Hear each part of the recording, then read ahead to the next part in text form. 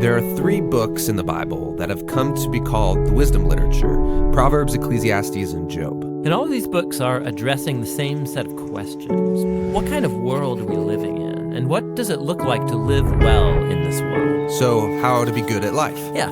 So each of these books tackles these questions from a unique perspective. And it's important to understand all of them to get a fully biblical perspective on the good life. So as a thought experiment, you could actually imagine each of these books as a person. So Proverbs would be like this brilliant young teacher, and Ecclesiastes the sharp, middle-aged critic, and Job would be this weathered old man who's seen a lot in his day. We're going to start by meeting the book of Proverbs, the brilliant young teacher. And she's not just smart, she's smart about everything: work, relationships, sex, spirituality. She has incredible insights, things you wouldn't see on your own. Yeah, she would be the perfect friend to have around when you need really specific advice. So what makes her so smart? Well, Proverbs can see things that most people don't see. She believes that there's an invisible creative force in the universe that can guide people in how they should live. And you can't see it, just like you can't see gravity, but it affects everything that we do. So what's this force? Well, in Hebrew, it's called chokhmah, and it usually gets translated into English as wisdom. It's an attribute of God that God used to create the world. And chokhmah has been woven into the fabric of things and how they work. So wherever people are making good or just or wise decisions, they're tapping into chokhmah. And whenever someone's making a bad decision, they're working against chokhmah. Right, or as it says in Proverbs chapter 1, the waywardness of fools will destroy them, but the one who listens to wisdom lives in security. So it's like a moral law of the universe. Yeah, it's a cause-effect pattern that no one can escape. And Proverbs personifies all of this as a woman. Yeah, Lady Wisdom.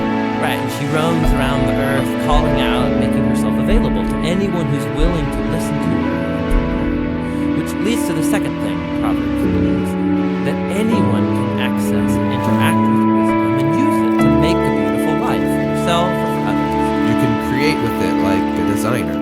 Yes, in fact, chokhmah in Hebrew isn't simply intellectual knowledge. The word is also used to describe a skilled artisan who excels at their craft, like woodworking or stonemasonry. So you show you possess chokhmah when you put it to work and develop the skill of making a good life.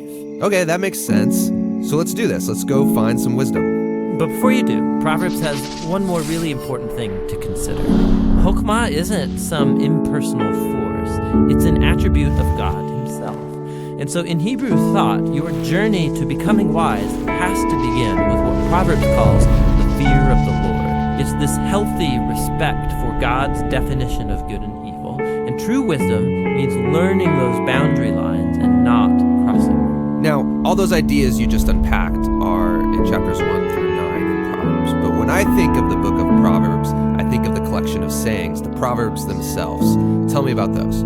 Yeah, those are what you find in chapters 10 on to the end of the book. It's a collection of hundreds and hundreds of proverbs about any and all aspects of life.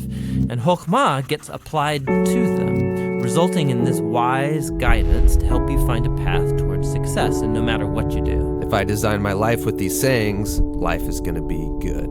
Yeah, or as Proverbs puts it, it'll give health to your bones, prosperity, a long, rich life. Which is a really big claim. But you can see how it's often the case. Wise people, they tend to do better. Things usually work out well for them in life. And so that is the promise and the wisdom of the book of Proverbs.